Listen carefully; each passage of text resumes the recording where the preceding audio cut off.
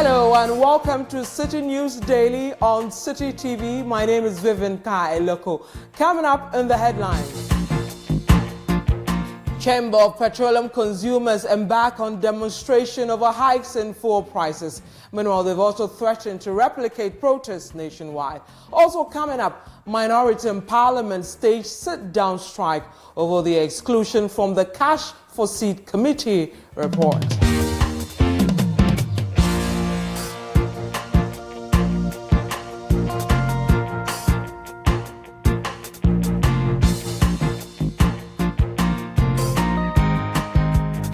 And to our very first story, where the Chamber of Petroleum Consumers, that's COPEC, has threatened to engineer a nationwide demonstration against government if it fails to cause a reduction in petroleum prices within a week.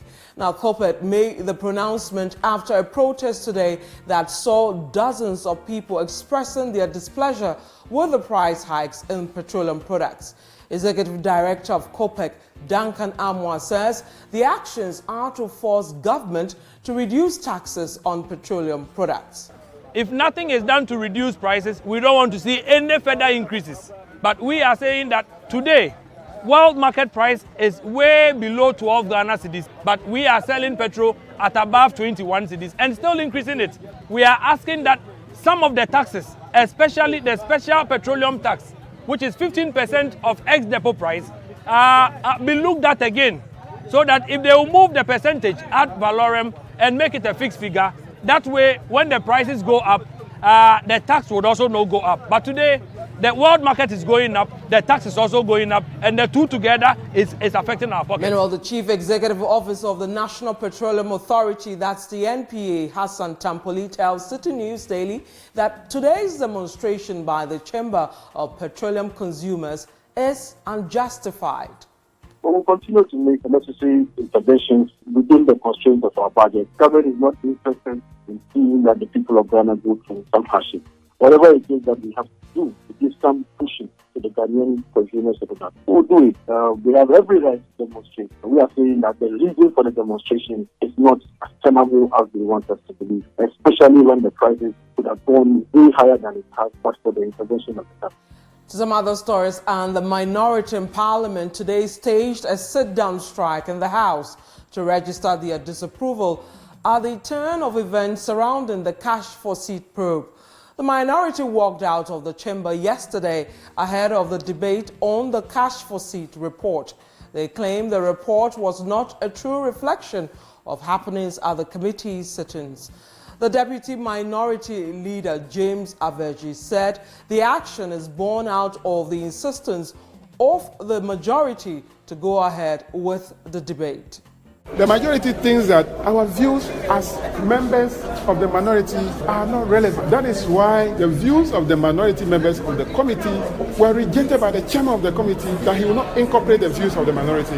So the report that came, it's not the committee report, it's the majority members on the committee's report, not the committee's report. If they had accommodated the views of the minority, we can then say it's a committee's report. We are members of parliament. We will come to the floor, we will do our work as we think is good. If tomorrow we want to participate and say things that majority side will accommodate us, we will do it.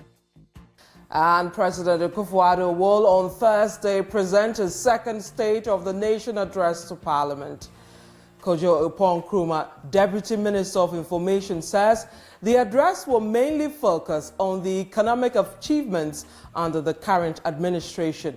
Now, ahead of Thursday's presentation by the President, Citi News Daily sampled the expectations of a cross-section of Ghanaians. We are aware the free SHS was successfully implemented, but there were some challenges.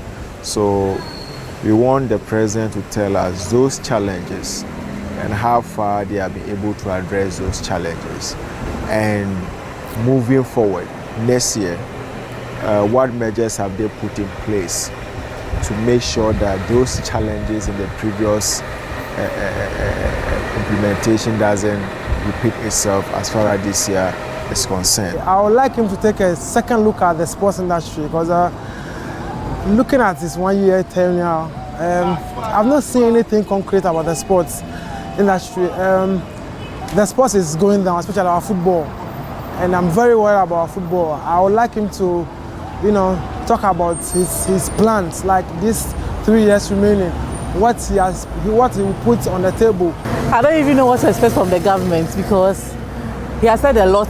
We are not really seeing anything. So for me, whatever thing he says, it doesn't really interest me. And to some other stories where government says it has saved the state 45 million Ghana cedis after reviewing a textbook contract signed under the Mahama administration. Now, Minister of Information Mustafa Hamid, who made this known, said that the contract, which was worth 134 million cedis, was renegotiated to 89 million cedis. He further revealed that the Akufo-Addo administration was undertaking similar review exercises in other sectors of the economy. And to our final story, where police in the Western region are on a manhunt for 2 accomplices of a 23-year-old suspect who allegedly beheaded a 12-year-old boy. The suspect, Alice Tete, was arrested yesterday at Discove, a fishing community in the Hunter West district. The Western Regional Police PRO, ASP Olivia Adiku, who spoke to Citi News Daily, says the 2nd District Command is investigating the matter with the police in Bogoso, where the boy is believed to have been kidnapped. He was arrested and he has been brought to 2nd. We need information as to where he has kept the body, where it happened. We've also informed Bogoso police to post an announcement whether there's been the report of any missing person or any person missing within their community. He mentioned that he was with 2 other accomplices and the police have launched an investigation into the incident looking for the 2 people. And that's it for Citi News Daily on Citi TV. I am Vivian Lokko. Thanks for watching. Log on to our website, citifmonline.com, for more news.